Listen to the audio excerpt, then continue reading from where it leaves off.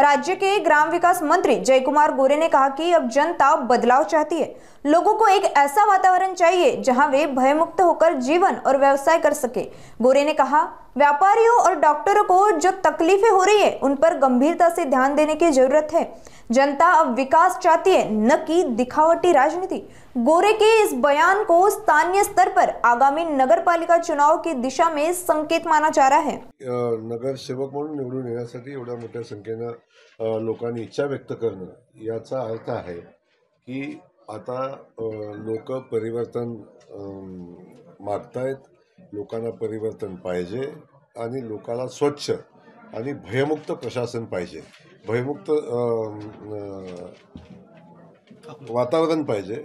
हे यातून आपल्या सगळ्यांच्या समोर येते आणि आमची भूमिका क्लिअर आहे की अकलूज शहराला विकासाभिमुख नेतृत्व देणं, अकलूज शहरामध्ये जे वातावरण आहे भयमुक्त वातावरण निर्माण करणं।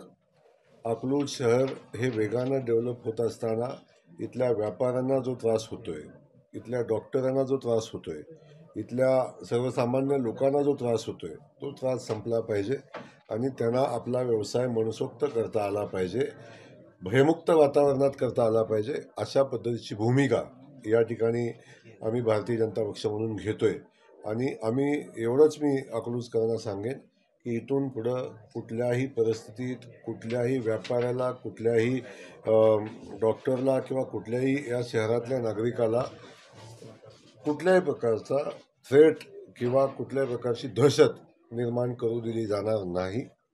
सगळ्यांना सामान्य जीवन जगून आपला व्यवसाय चालवता येईल अशा पद्धतीचं भयमुक्त वातावरण या अकलूजमध्ये तयार करण्याचा संकल्प आम्ही आता केलेला आहे।